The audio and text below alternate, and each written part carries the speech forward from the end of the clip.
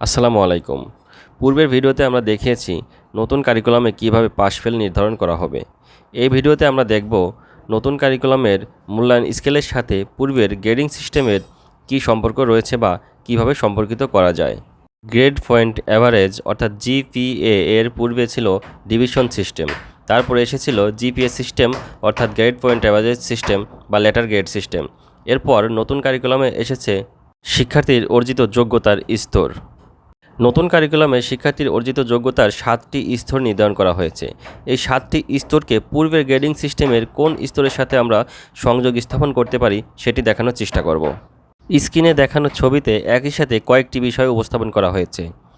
এখানে রয়েছে প্রাপ্ত নম্বর, তারপর রয়েছে লেটার গ্রেড এবং গ্রেড পয়েন্ট অ্যাভারেজ, এরপরে রয়েছে নতুন কারিকুলামের যোগ্যতার 7টি স্তর।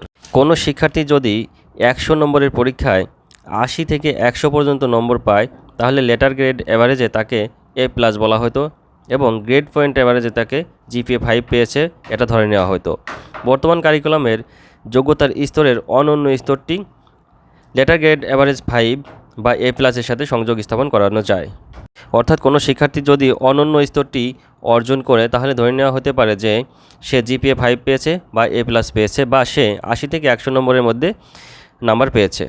একইভাবে কোনো শিক্ষার্থী যদি 70 থেকে 79 নম্বরের মধ্যে নম্বর পেত তাহলে ধরা হতো সে A পেয়েছে এবং গ্রেড পয়েন্টে সে 4 পয়েন্ট পেয়েছে, তাহলে নতুন কারিকুলামের অর্জিত যোগ্যতার অন্তর্মুখীকে আমরা এর সাথে সংযোগ করতে পারি।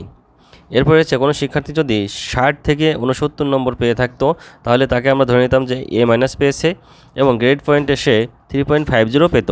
বর্তমান কারিকুলামের অগ্রগামী স্তরটিকে আমরা পূর্বের A- সাথে সংযোগ স্থাপন করতে পারি।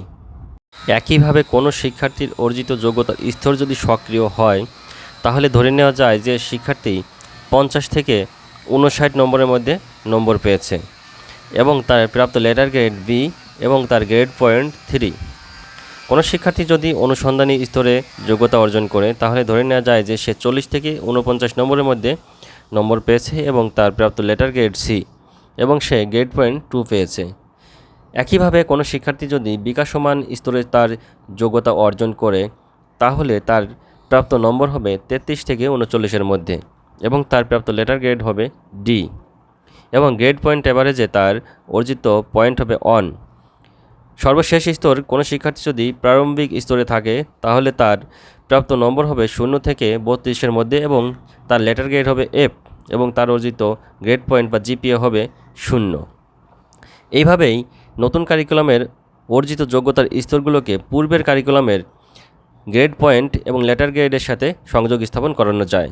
এভাবে যদি সংযোগ স্থাপন করা যায় তাহলে শিক্ষার্থীদের ক্ষেত্রে এই বিষয়গুলো সহজ হবে এবং শিক্ষার্থীরা সহজে তার অর্জিত যোগ্যতার স্তরটি পূর্বের কোন স্তরের সাথে সংযুক্ত সেটি বুঝতে পারবে।